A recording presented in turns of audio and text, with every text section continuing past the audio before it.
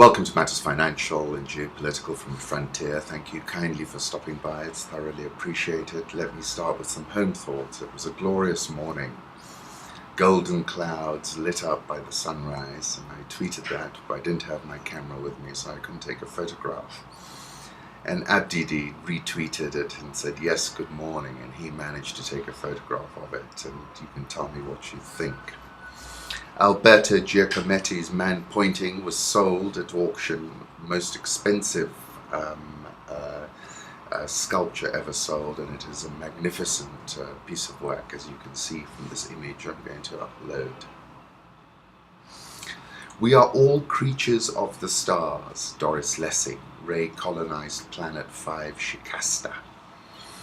And indeed she's right. I've been reading her after reading about her in Paul Theroux. I've read her before and she really is a fabulous writer. Curiosity rover, blue sunset on Mars, and isn't it fantastic? I like this from Let's Explore. Visit the Maldives where they have glowing beaches caused by planktons. And finally, let me leave you with one home thought from Doris Lessing. We've got to believe in our beautiful, impossible blueprints, and I think she's completely right. Political reflections. Kerry to meet Putin in Russia for the first time in 2 years. US Secretary of State John Kerry will fly to Russia to meet with President Putin for their first direct talks after 2 years filled with tension over Ukraine and other conflicts. Putin plans to receive Kerry on Tuesday in Sochi, the site of the 2014 Winter Olympics, the US State Department announced on Monday.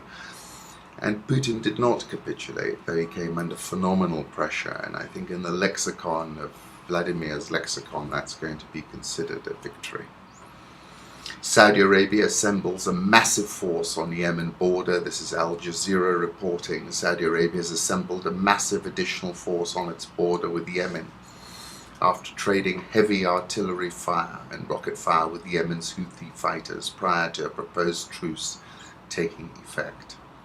Al Jazeera's Mohammed Val, reporting from Riyadh, said Saudi Arabia's defense ministry announced on Monday that a massive force had reached in Najran on its way to taking its position on the front lines adjacent to Yemeni territory, following Monday's exchange of fire.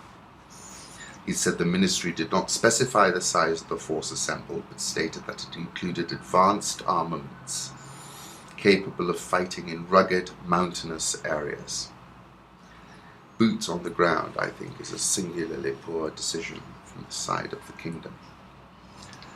Along with Saudi King Salman, most Gulf rulers are to skip the US summit that is largely seen as a way of ruffling feathers around the Iranian rapprochement. Not just the Saudi king who will be skipping the Camp David summit of US and allied Arab leaders, most Gulf heads of state won't be there. Crown Prince Mohammed bin Nayef, who is also Interior Minister, will lead the Saudi delegation, and the king's son, Deputy Crown Prince Mohammed bin Salman, who is Defense Minister, will also attend. President Obama had planned to meet King Salman one-on-one a day before the gathering of leaders at the presidential retreat, but the White House did not take its decision to skip the summit as a sign of any substantial disagreement with the United States. And this is all about the rapprochement. I've written about it before in that article I called The Two Husseins. It's been a long time coming. I wrote that piece in October 2013. And I said that if the Pax Americana in the Middle East were a three-legged stool with the US the most important leg, then Israel and Saudi Arabia are the two other legs of that stool. Neither Riyadh nor Tel Aviv are aligned with President Obama's Iranian rapprochement, I said. And Saudi Arabia in particular has become increasingly forthright and even threatening its own pivot and away from the US, and that was 2013. I'll put up an image of King Salman that I found on his Twitter handle. John Kerry tweeted, having security talks in Paris with some of our best partners, Bahrain, Kuwait, Oman, Qatar, Saudi Arabia, and the UAE, and posted this photograph on May the 8th. John Kerry also on May the 7th honored to meet with King Salman again in Riyadh as we underscored strong and important US-Saudi relationship. It's It's worth bearing in mind that King Salman has not made an overseas trip yet. Seymour Hersh has published an article in the London Review of Books, The Killing of Osama bin Laden by Seymour Hersh, and it's hard-hitting.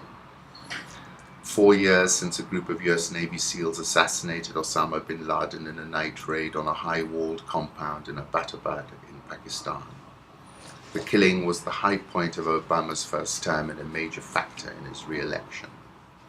The White House still maintains that the mission was an all-American affair and that senior generals of Pakistan's army and ISI agency were not told of the raid in advance. This is false, as are many other elements of the Obama administration's account. The White House's story might have been written by Lewis Carroll. Would bin Laden, target of a massive international manhunt, really decide that a resort town 40 miles from Islamabad would be the safest place to live and command al-Qaeda's operations? He was hiding in the open, so America said.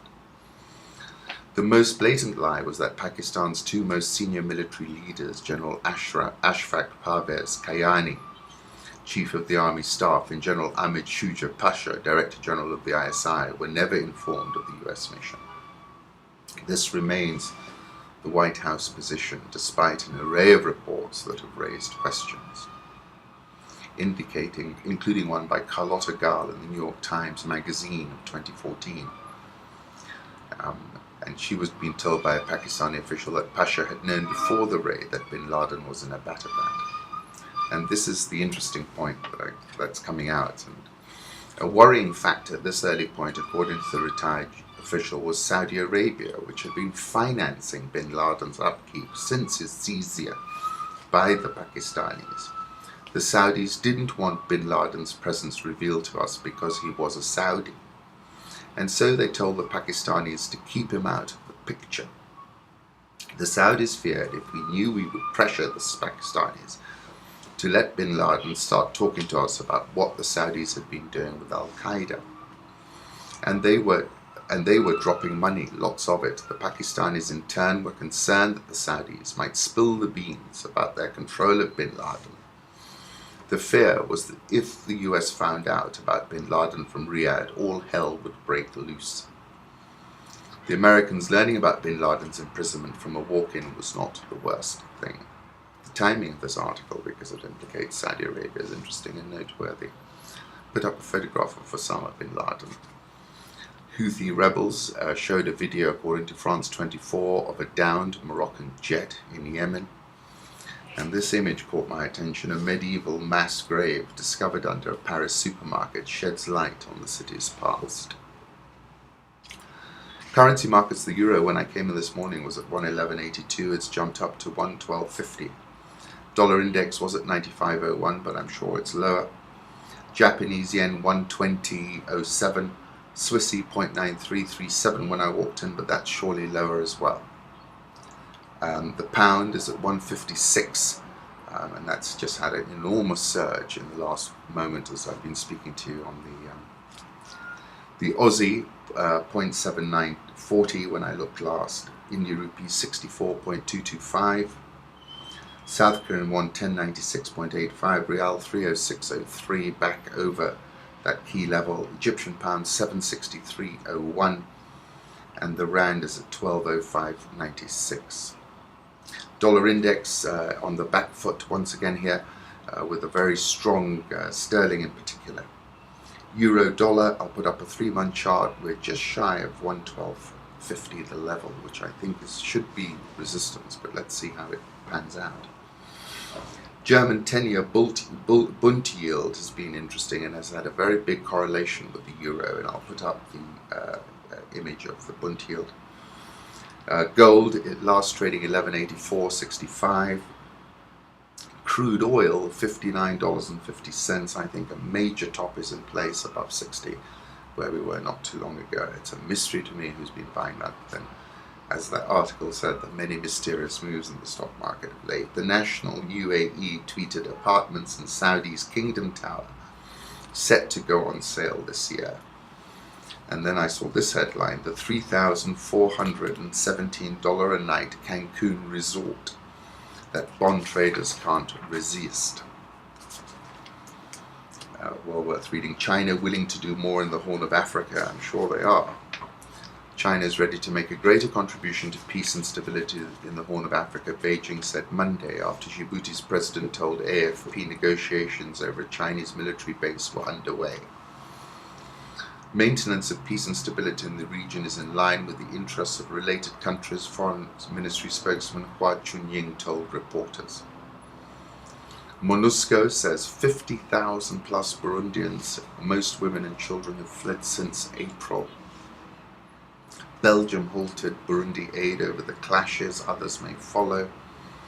Deputy Prime Minister Alexander De Croo believes that the current circumstances, the payment of the remaining €2 million can only be put on hold, Ministry of Development Cooperation said in a statement. Peter Martel tweeted, Burundi protesters defy government as Belgium cuts election cash. UN Refugee Agency says, new from our team in Kakunga, Tanzania, where we're trying to assist and move approximately 10,000 people fleeing Burundi. South African all shares up 10.34% year to date, 1,027 points below a record high set on April the 24th.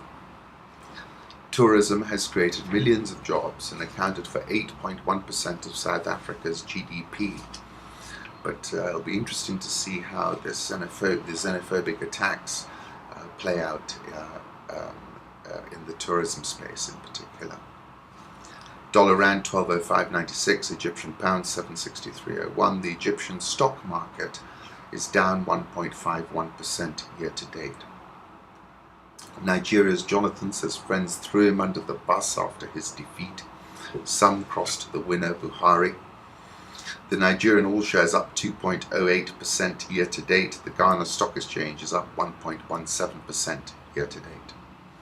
Angola's opposition in the churches, a massacre mystery. This is the story of this massacre. Everyone agrees that in mid-April, the arrest of the leader of an unorthodox religious sect led to bloodshed. But the scale of it is hotly disputed.